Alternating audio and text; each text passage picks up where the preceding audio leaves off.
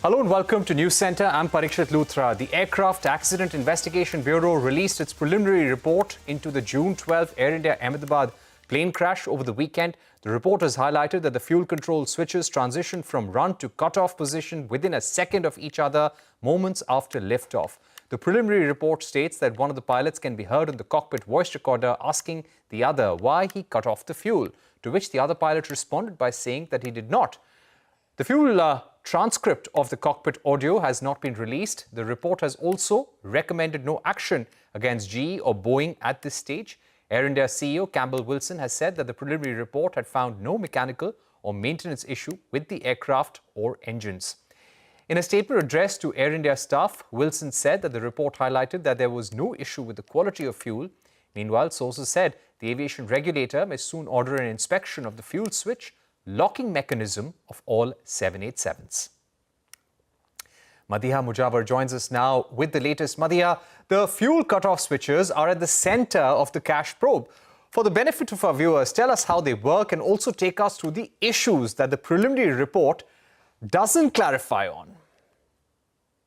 Well, the fuel control switches on the Boeing 787 are now at the heart of this investigation of the AI-171 crash. The AIB's preliminary report reveals that the fuel supply to both engines was cut just seconds after takeoff. Why?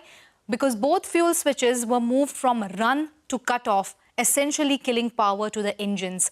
I obtained this video that you will watch on your screen from a 787 engineer showing how these switches behave. You can see they are built not to move on their own. You can see that these aren't your ordinary toggle switches. Each fuel switch on the 787 is protected by a spring-loaded V-shaped locking mechanism. Think of it like a mechanical guard sitting firmly between two positions. Run when the fuel flows to the engines, cut off when the fuel supply stops. To move them, you have to pull them out, as you can see in the video, then move them up or down depending on when you're using them. The V-lock has a job. It blocks the switch from sliding unless it is intentionally lifted. In other words, you can't just bump these switches with your hand, elbow, clipboard, or even turbulence and expect them to move. The lock was designed to prevent exactly these situations. But back in 2018, the US FAA flagged cases where these switch locks disengaged unexpectedly and recommended inspections of the locking mechanism and replacement if the locks disengaged, something that was not done by Air India. The AIB says that both switches moved within 1 second, but it is still unclear who moved them or why one pilot is heard asking the other, why did you cut off? And the other replied he didn't.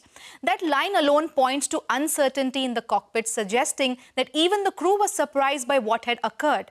So could the switches have moved unintentionally despite the locking design is one question. Or is there a deeper mechanical or electrical issue where the switch state remained in run position physically, but internally the system interpreted it as cutoff? Now, what we do know is this. Moments after the cutoff, the switches were turned back on, restarting both the engines. So there's another possibility, given the pilot's exchange, is if it was deliberately moved to cut off by one pilot and he lied to the other pilot that he didn't do it, and then the switches were turned to run. That is one possibility. Another important factor was that the landing gears not retracting, as we watched in the video as well, and the AIB report also talks about it, that the landing gears were not retracted after takeoff. That has also raised questions if there was a bigger system failure that we are not aware of.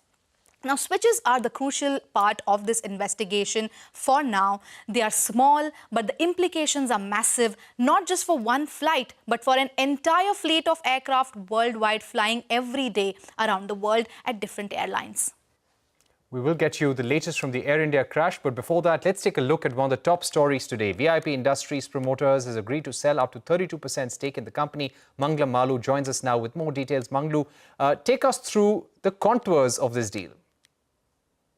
Well, it was the deal of the day for sure. Promoters of VIP Industries decided to sell up to 32% of their stake to Multiples Private Equity and a consortium of other investors as well. Initially, the stock opened lower because the deal price was 388 rupees per share. The stock had already seen a 75% rally from its 52-week low in the run-up to this deal. But more importantly, all the excesses were out of the system once the news was in. But thereafter, the belief that maybe the new owners could turn this company around, a stock which has been an underperformer in the sector, could actually do a lot better going forward. The street is betting on that, and thereafter we saw that recovery from the lows on the counter itself. We spoke to Dilip Piramal, who joined us in our studios, and was fairly candid. He said that he had no option but to sell this business because there was a management crisis. More importantly, senior leadership wasn't performing, and at the same time, none of his family members were willing to take up managerial positions and run the company on a day-to-day basis as well. So left with no option and loss in market share as the business was not doing well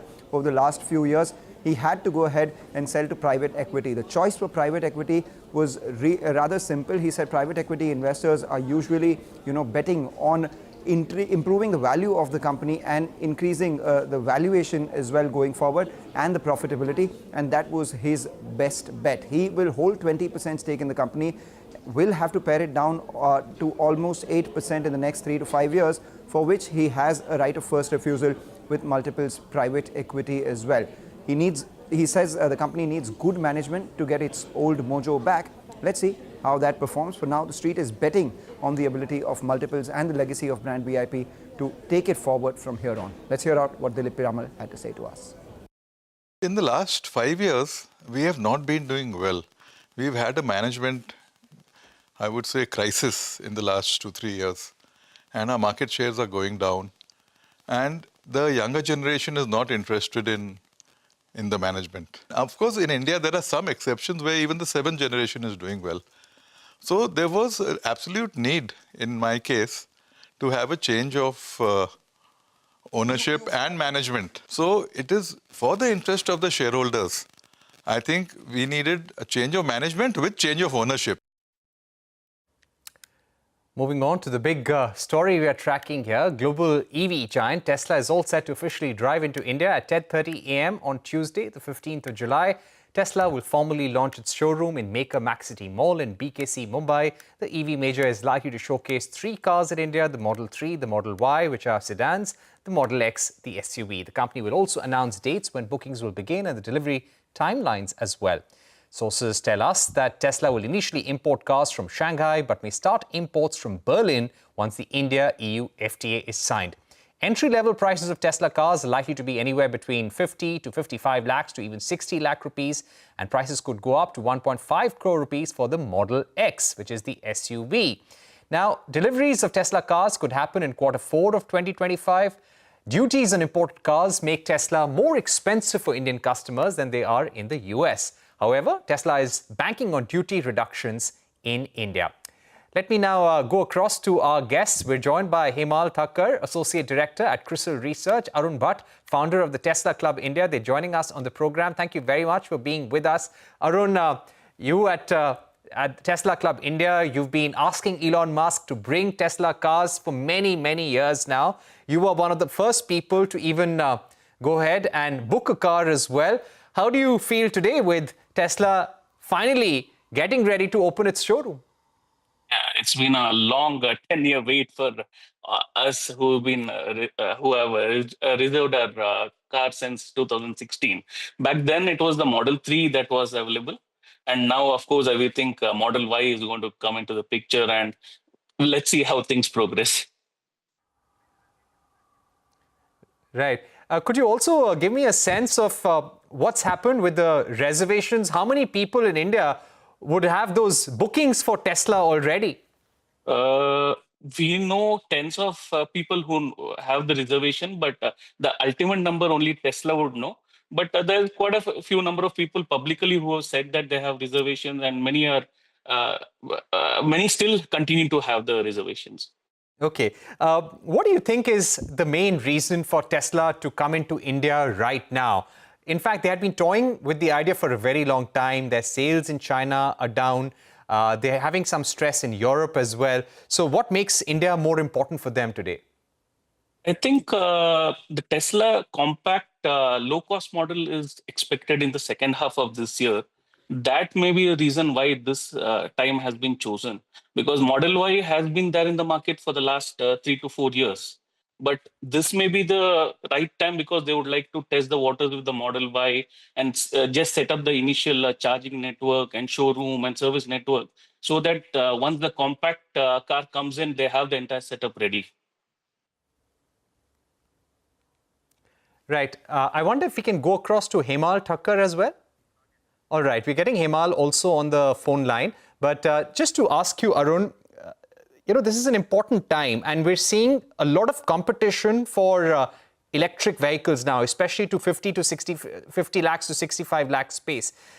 Do you think Tesla will have a smooth run in India, or there is going to be a lot of competition and really nothing is given when it comes to the India market for Elon Musk? One can argue both ways, but they probably have lost the first entrant advantage that they've given up to other players in the market. They're quite maybe 2-3 years late on that front. But maybe back then it didn't make sense because Model Y volumes in India would likely be very low. For example, in China, they sell 15,000 cars a week. Whereas at the given price point, Model Y in India would be hardly 8 to 10,000 a year, max. So that may be the reason why they would have delayed the launch. Hopefully, Model Y will test the waters and we'll see how how the numbers stack up. Right. Hemal, what do you feel about Tesla's India launch now? What kind of numbers do you expect them to get initially? Will they pose a strong and stiff competition for local EV makers? The price point at which Tesla may be catering when they come to India will largely be comparable to the luxury car makers that we have in India. Merc, BMW, Audi. If you put them in that league, because the price points that they have will be largely in the range of about say 50 lakh plus. Okay, and last year the industry was somewhere about 6,500 to 7,000 odd units for such kind of vehicles. So you are not looking at a very big industry size as of now, but yes, the proportion is definitely increasing. Year on year it has grown by almost like close to 75% plus, over the last year. So from that perspective, going forward, even if you see that the industry size is going to be closer to 8 to 10,000, and Tesla has to make a mark in it, it's not a very big industry per se, but yes, they will definitely make their presence felt in the industry at this point of time. Right. Hemal, I would also like to understand from you, what will be important if Tesla has to be successful in India? What is going to be the recipe that's important? If you ask me, my sense is, they will have to come in the mass market space, at least be there in the space of about 25 to 30 lakhs if they have to see reasonable volumes shaping up. Today, their ticket size is 50 lakhs and above. And for that, they may have to, localize big time in India. And, they may have to set up local manufacturing here in India, and then they may be in a position to do so.